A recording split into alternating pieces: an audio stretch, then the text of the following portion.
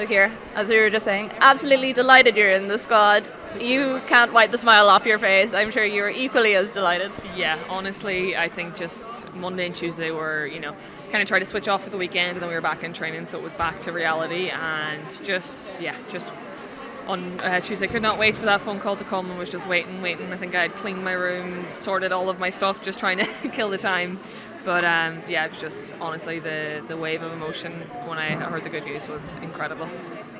So the last few days have just been very special as well. Lots of people reaching out, old coaches, family, friends, people that I haven't spoken to in years, and it just shows how far and wide the good news goes for every player and all of their connections and the country itself. It just feels really special for Ireland at the moment.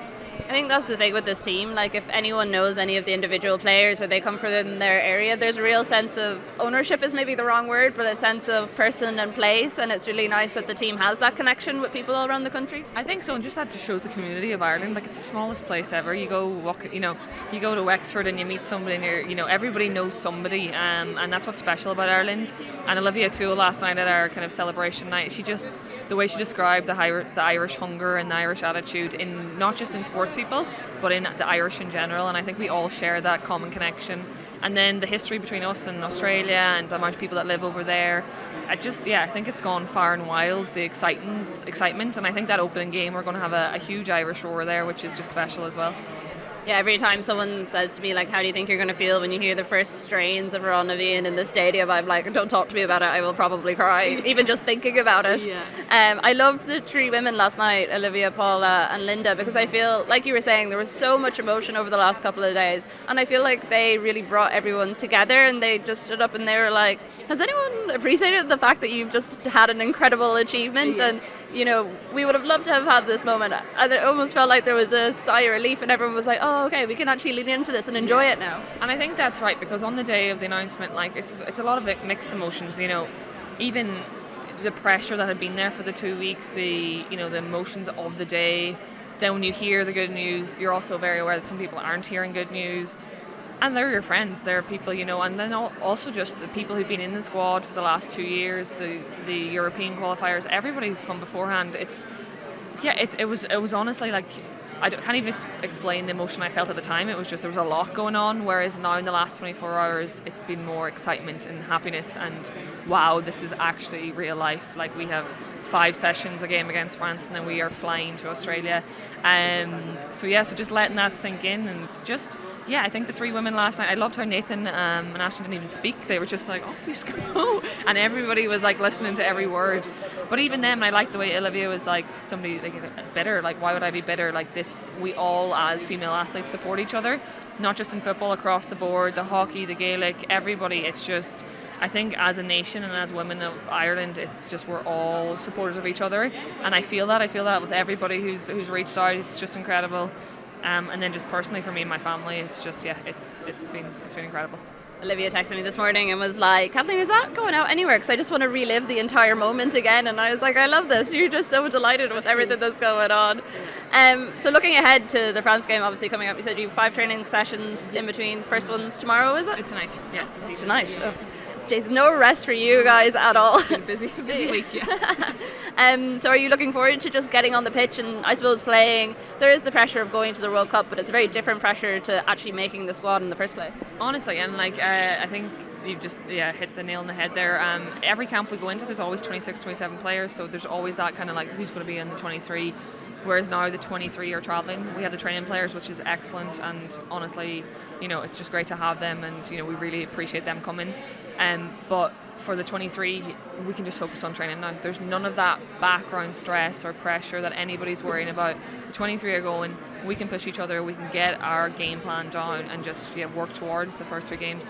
We have 2 great games against France coming up when we get over there as well. So it's just like about settling in, executing our game plan, and it's World Cup, it's group stages, anything can happen. Our plan for the week could go up in the air after the Australia game. It's just going to be react and change, but I think us Irish do that well, and honestly I think the underdog title, we love that as Irish. Going into that stadium against Australia, I don't think people are nervous. I think there's excitement, everybody's buzzing, the pressure's on them. We've beat them before. Yes, they've got better, we've also got better. It's the World Cup. who knows what's going to happen, and I think that's the attitude we're going to have, and we're just going to try and execute our game plan as best we can. And how are you feeling about the intensity of having 3 games in 10 days? Because obviously we've never been to a major tournament before, so it's our first time living that proper tournament live. Look, I think we're the team that travels the most over there, but that's obviously a detriment. But then the benefit of that is we do get an extra day between each game, so it might also help us. And yeah, look, the last memory I have of something like this was 2010 was at the Under-18 World Cup, which is a long time ago, and my memory's a bit blurred. There was a lot of crack back then. But again, I think that's just important, because it's not just about the football, it's about keeping the group, the players, the staff, all on the same path and motivated the whole time, which is not an easy thing to do. So I think it's just all about that balance as well. So work when we have to work, but also allow us to switch off. And there's a lot of people have a lot of family and friends going over there too, so we're hopefully going to get to see them at different stages as well, and just enjoy the whole experience. For me, it's been a long time coming, and I just want to try and be as present as I can and just enjoy the whole experience. And we're putting together a World Cup playlist, basing it on the fact that you all walked out for the same song to get your jerseys earlier. But if you had to choose a song that you would want to walk out to, what would it be? That is a big question, and a question my friends asked me a couple of weeks ago that I did not think about. Song that I would like to walk out to. Can I get back to you on that? As long as you texted me to it so I can add it to the playlist, because I've promised a couple of players that they can have it for their listen on the plane over. Free by Florence and the Machine. Yeah, I like that one at the moment. Okay, we'll take that. One of those two. Yeah. That's a good answer. Ciara, thank you so much. Thank you very much. So you have your jerseys now, which is very exciting. How are you feeling knowing that kind of all the events, I suppose, are over at this stage, and now into straight training tomorrow and prep for France next week? It's a good feeling to finally be settled. Everyone's in the squad, because it was looming over some people, and tensions do come. But now, we're all on the plane. We're all raring to go, basically. And a lot of people questioned the fact that there's 4 goalkeepers going. There's obviously the 3 yourself on the squad, and then there's an extra one going. What does that add for you, I suppose, in training when you're over in Australia? I think it just helps. We can add more things into training, more elements and different, training techniques and stuff like that. So it helps with 4 of us. And what are the sort of things that you can do at 4 that maybe 3 goalkeepers you won't be able to do? You can add in different elements to the training session, which makes more decision making, and you can practice the decision making within that then. And between the 4 goalkeepers, what are the things, I suppose, that you've learned the most from being in the squad with them over the last while? I think it's just supporting each other. We are a great bunch of girls, and we all get on together, and it is only for one spot, so we understand that, and we're happy with that to support the number 1.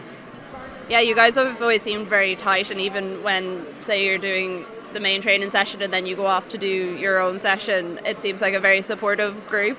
Is that something that was natural since you entered the group, or is it something that's kind of developed over time? I think it's natural. I think it's a credit to the girls. They are good people, so they just care and support you. Yeah. And what's it like seeing Courtney win, Player of the Year? Sometimes goalkeepers aren't always the ones to get the recognition. I say it's nice seeing your position highlighted in that way. Yeah, definitely. Normally goalkeepers are always seen when they do a mistake, so it is really proud to see Courtney doing well and get recognised for that. And what are you most looking forward to with being over in Australia? Just the experience of it all. None of the girls have ever experienced this on a world stage, so it's just something that we couldn't even imagine. Well, it seems like a very tight group in general, so it should be nice having that support while you're over there. But how do you also bring yourself down, I suppose, from the highs and the lows as well, I suppose, of the last couple of days? Because I know a lot of players were upset about the players that didn't make it. How do you plan on kind of evening yourself out? Probably just connecting back with family, talking to them, just catching up basically, yeah.